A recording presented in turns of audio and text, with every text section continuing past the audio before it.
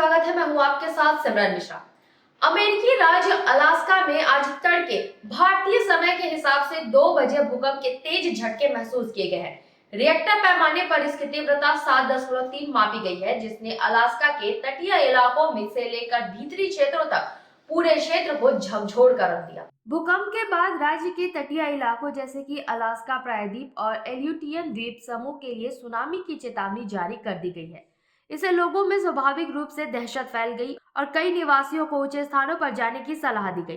तटीय समुदायों में तुरंत अलर्ट सायरन बजने लगे, जिसने स्थानीय प्रशासन और आपदा प्रबंधन दल सक्रिय हो गए। हालांकि कुछ घंटों के भीतर ही जब सुनामी का कोई बड़ा खतरा सामने नहीं आया, इस चेतावनी को वापस ले लिया गया, जिससे स्थानीय लोगों ने राहत की सांस ली। यह त्वरित प्रतिक्रिया और चेतावनी का वापस लिया जाना आपदा प्रबंधन प्रणाली की दक्षता को दर्शाता है। नेशनल सेंटर फॉर सिस्मोलॉजी यानी कि NCS के अनुसार यह शक्तिशाली भूकंप अलास्का के पापोव आइलैंड पर स्टैंड पॉइंट के पास आया। इसका केंद्र जमीन से 36 किलोमीटर नीचे था, जिसे अपेक्षाकृत उथला माना जाता है। यही कारण है कि झटके इतने तीव्र महसूस किए गए, जबकि 7.3 की तीव्रता एक शक्तिशाली भूकंप का संकेत है। गनीमत ये रही कि अभी तक इसमें किसी की हताहत होने की बड़ी इंफ्रास्ट्रक्चरल नुकसान की कोई खबर नहीं है। प्रारंभिक रिपोर्टों में कुछ हल्की दरारें और वस्तुओं के गिरने की बात कही गई है, लेकिन किसी भी बड़े भवन के ढहने की सूचना नहीं है। अलास्का भूकंप एजेंसी के मुताबिक यह क्षेत्र भूकंपीय रूप से बेहद सक्रिय है। हमें समझना होगा कि अलास्का लगातार भूकंपीय गतिविधियों का सामना करता रहा है। अकेले इस सप्ताह में अलास्का में लगभग 400 भूकंप दर्ज किए गए हैं। इनमें सबसे बड़ा भूकंप 16 जुलाई को अटका के पास 5.1 तीव्रता का था।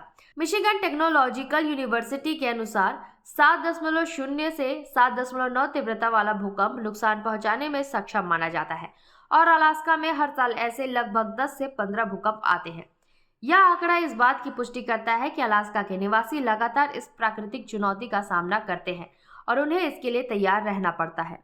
भूकंप के बाद सुनामी चेतावनी प्रणाली ने अलास्का के कुछ तटीय हिस्सों के लिए अलर्ट जारी किया है। प्रभावित क्षेत्रों में अधिकारियों ने लोगों से सतर्क रहने और सभी सुरक्षा निर्देशों का पालन करने की अपील की है। लोगों को भूकंप के बाद संभावित आफ्टर शॉक के लिए भी तैयार करने की सलाह दी गई है। अमेरिकी जियोलॉजिकल सर्वे ने बताया कि सैंड पॉइंट के दक्षिण में आया यह भूकंप प्रशांत और उत्तर अमेरिकी प्लेटों के बीच सबडक्शन जोन पर या उसके पास थ्रस्ट फ्लॉन्टिंग के कारण हुआ था। सबडक्शन जोन वह स्थान है जहां एक टेक्टोनिक प्लेट दूसरी प्लेट के नीचे खिसकती है, जिसे भारी दबाव बनता है और अंततः भूकंपीय ऊर्जा के रूप में बाहर निकलता है। अलास्का दुनिया के सबसे सक्रिय सबडक्शन जोन में से एक पर स्थित है। यह समझना महत्वपूर्ण है कि अलास्का रिंग ऑफ फायर प्रशांत महासागर के चारों ओर एक विशाल घोड़े की नाल के आकार का क्षेत्र है, जो लगातार आने वाले भूकंपों और सक्रिय ज्वालामुखियों के लिए जाना जाता है।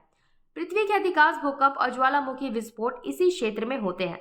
अलास्का अमेरिका का सबसे भूकंपीय रूप से सक्रिय राज्य है, जहां दुनिया के लगभग 11% और पूरे अमेरिका के 17.5% भूकंप आते हैं। यह इस क्षेत्र की भूवैज्ञानिक अस्थिरता को रेखांकित करता है। इतिहास में अलास्का ने मार्च 1964 में 9.2 तीव्रता का एक विनाशकारी भूकंप देखा था, जो उत्तरी अमेरिका में अब तक का सबसे शक्तिशाली भूकंप था।